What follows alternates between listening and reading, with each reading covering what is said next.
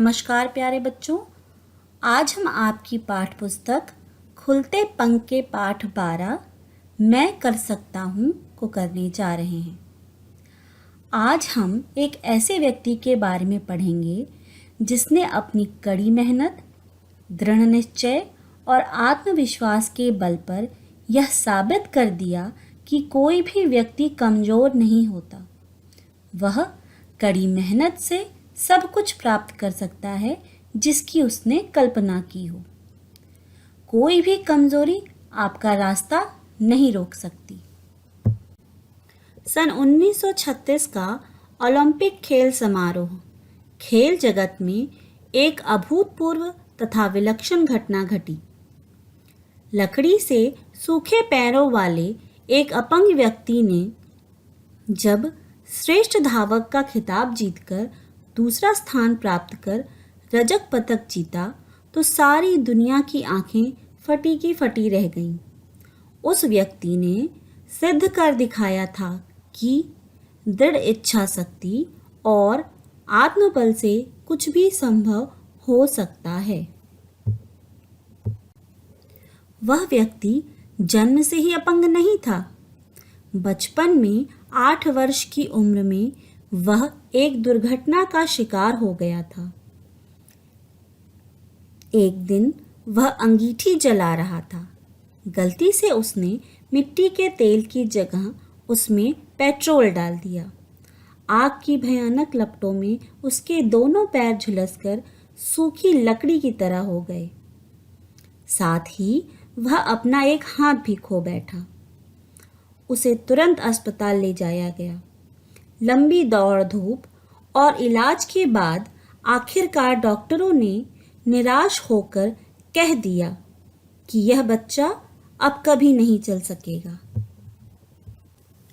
माँ बाप की आंखों के आगे अंधेरा छा गया, किंतु बच्चे ने मन में आशा की लौ जलाए रखी।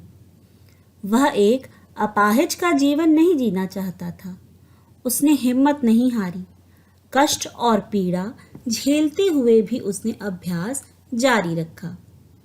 उसका आत्मविश्वास रंग लाया और धीरे धीरे उसने खड़े होना, चलना और फिर दौड़ना शुरू कर दिया। सन 1933 में अमेरिका के सर्वश्रेष्ठ धावक के रूप में उसने जेम्स ई स्लीबन अवार्ड जीतकर स्वर्ण पदक प्राप्त किया और असंभव को संभव कर दिखाया।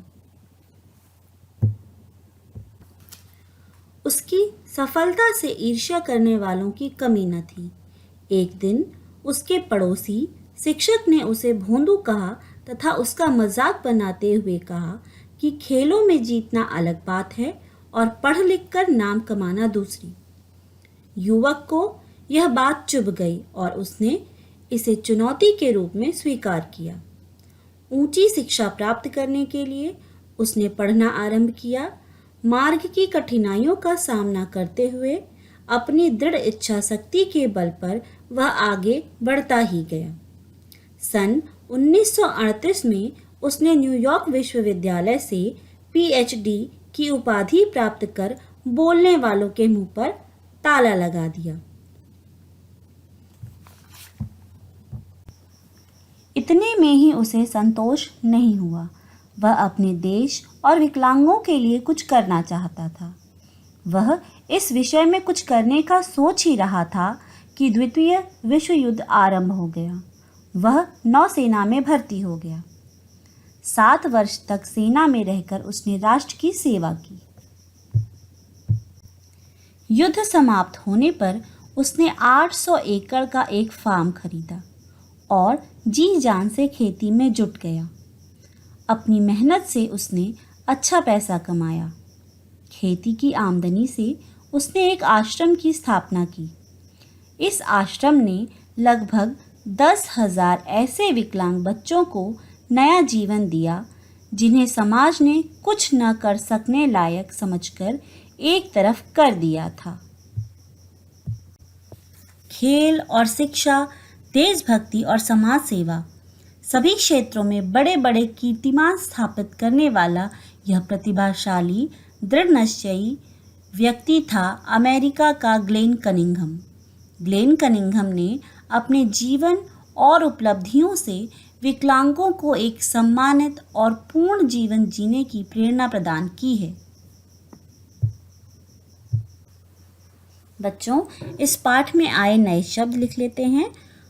ओलंपिक, समारोह, अभूतपूर्व, विलक्षण, श्रेष्ठ, अंगीठी, अस्पताल, अभ्यास, सर्वश्रेष्ठ, कठिनाइयों, विश्वविद्यालय, विकलांग, विश्व युद्ध, आमदनी, आश्रम, देशभक्ति, कीर्तिमान, सम्मानित, उपलब्धियों, प्रतिभाशाली। बच्चों, इस पाठ में आए कठिन शब्दों के शब्दार्थ। अभूतपूर्व, जैसा पहले कभी न हुआ हो। विलक्षण, अद्भुत, अनोखा। आंखें फटी रह जाना, आश्चर्यचकित रह जाना। दौड़ धूप करना, भरपूर कोशिश करना। अपंग मतलब अंगहीन। सर्वश्रेष्ठ, सबसे उत्तम। धावक, दौड़ने वाला। आत्मविश्वास, अपने पर विश्वास। ईर्ष्या, जलन का भाव। भोंदू, मूर्ख। रंग लाना, प्रभाव दिखलाना। दृढ़, मजबूत। विकलांग, जिसका कोई अंग कम, अधिक या टूटा फूटा हो। बच्चों, विकलांग को हम दिव्यांग भी कहते हैं। कीर्तिमान, यश स्थापित करने का कार्य। उपलब्धियां, प्राप्तियां। आंखों के आगे अंधेरा छाना मतलब कुछ सुनाई न देना। मुंह पर ताला लगाना अर्थात बोलती बंद कर देना। बच्चों, अब इस पाठ में आए प्रश्नों के उत्तर। पहला प्रश्न है, दृढ़ इच्छा शक्ति और आत्मबल से कुछ भी संभव हो सकता है। ग्लेन कनिंघम ने यह बात कैसे सिद्ध कर दिखाई? उत्तर है, बचपन में ही अपने पैर और एक हाथ खो देने के बाद भी ग्लेन कनिंघम ने कभी आशा की लौ बुझने नहीं दी। कष्ट और पीड़ा झेलते हुए भी उन्होंने अभ्यास जारी रखा। उनका आत्मविश्वास रंग लाया और धीरे धीरे उन्होंने खड़े होना, चलना और फिर दौड़ना शुरू कर दिया। सन 1933 में उन्होंने अमेरिका के सर्वश्रेष्ठ धावक के रूप में जेम्स ई स्लीबन अवार्ड जीतकर स्वर्ण पदक प्राप्त किया। बच्चों, दूसरा प्रश्न है, इस पाठ का कोई दूसरा शीर्षक लिखो। तुमने यह शीर्षक क्यों रखा? और उत्तर है, इस पाठ का दूसरा शीर्षक जहाँ चाह वहाँ राह हो सकता है। यह शीर्षक हमने इसलिए चुना क्योंकि ग्लेन कनिंघम ने अपनी चाह को पूरा करने के लिए बहुत प्रयास किया और कितनी भी अड़चनें आई हों, उन्होंने हार नहीं मानी, जिसके फलस्वरूप वह एक सर्वश्रेष्ठ धावक बन सके। बच्चों, दूसरा प्रश्न है, ग्लेन कनिंघम के बारे में जो बात सही है उसके सामने टिक का निशान लगाओ। पहला है, ग्लेन कनिंघम ने 1936 के ओलंपिक में रजत पदक प्राप्त किया। ये बात सत्य है, तो हम इसके सामने टिक का निशान लगाएंगे। ग्लेन कनिंघम बचपन से अपंग था। गलत। ग्लेन कनिंघम पढ़ने में कमज़ोर था। गलत। ग्लेन कनिंघम डॉक्टरों की बात सुनकर निराश हो गया। गलत। ग्लेन कनिंघम में अद्भुत आत्मविश्वास और दृढ़ इच्छा शक्ति थी। सही। ग्लेन कनिंघम ने धावक के रूप में 1933 में जेम्स ई स्लीबन अवार्ड जीतकर स्वर्ण पदक प्राप्त किया। सही। कनिंघम ने 1938 में पीएचडी की उपाधि प्राप्त की। सही। कनिंघम युद्ध के नाम से डरता था। गलत। कनिंघम ने विकलांगों के लिए एक आश्रम बनवाया। सही।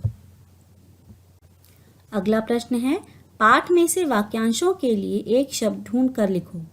पहला है, जिसका कोई अंग कम, अधिक या टूटा फूटा हो। दिव्यांग, जो सबसे उत्तम हो। सर्वश्रेष्ठ, जो पहले ना हुआ हो। अभूतपूर्व, जिसमें बहुत प्रतिभा हो। प्रतिभाशाली, जिस युद्ध में पूरा विश्व शामिल हो। विश्व युद्ध। आगे प्रश्न है, हम इन शब्दों को और किस तरह से लिख सकते हैं वो देखेंगे। ओलंपिक, अपंग, संभव, लंबी, तुरंत, किंतु, रंग और आरंभ। बच्चों, अगला प्रश्न है, वाक्यों में सही स्थान पर उचित विराम चिन्ह लगाओ। क है, तुम यहाँ क्या कर रहे हो? इसमें प्रश्न चिन्ह का प्रयोग होगा।